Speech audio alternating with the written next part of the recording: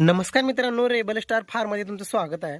तर बघू शकता बऱ्याच शेतकऱ्यांचं असं म्हणणं येतंय की आमच्या शेळ्या हरभऱ्याचं गोळी खातच नाहीत, तुरीचं गोळी खाल्ल्यासारखं हरभऱ्याचं गोळी खातच नाहीत। आणि जर गोळी जरी टाकलं तर होते काय, थोडं खातात आणि नंतर ते वाटोळं होतं आणि नंतर ते उकिरड्यामध्ये टाकलं जातं। तर बघा आता माझ्या शेळ्या बघा किती आवडीनं आणि किती म्हणजे व्यवस्थित खातात सगळ्या शेळ्या। फक्त आता बघा हरभऱ्याचं गोळी आहे आणि मध्ये फक्त भुईमुगाचे थोडेसे पानं मिक्स केले आहेत मी, एक दोन चार दिसत असतील तुम्हाला मध्ये। हे बघा शेळी काय खाते, हरभऱ्याचं गोळी खाते शेळी, एवढं इंटरेस्ट न।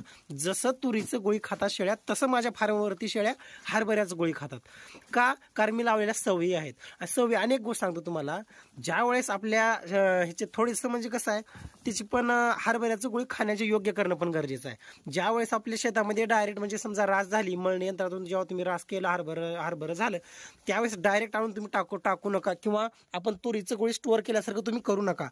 थोडं 1 महिना 1.5 महिना त्याला पूर्ण उन्हामध्ये तापू द्या ते गोळी, त्याच्यामध्ये जे आम आहे, जो आंबटपणा आहे तो नाहीसा होतो उन्हामुळं, आणि व्यवस्थित ते गोळी खाण्याचे योग्य कुरकुरीत कडंग आणि एकदम असं व्यवस्थित खाण्याच्या लायकीचं होत असतं ते गोळी।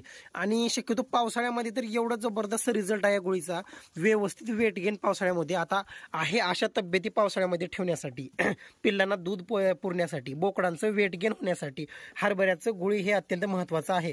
कारण हरभऱ्याच्या गोळ्यामुळे शेळ्या पाणी जास्त पितात।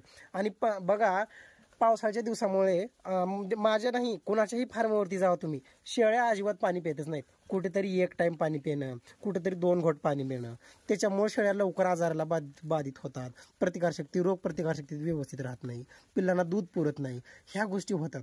त्याच्यामुळे काय करायचं, हे पूर्ण हरभऱ्याचं गोळे असते ना, हे स्टोअर करून ठेवायचं पावसाळ्यासाठी। हिवाळ्यात आणि उन्हाळ्यामध्ये नसेल तरी चालते, पण पावसाळ्यामध्ये हरभऱ्याचं गोळी ठेवा म्हणजे ठेवाच।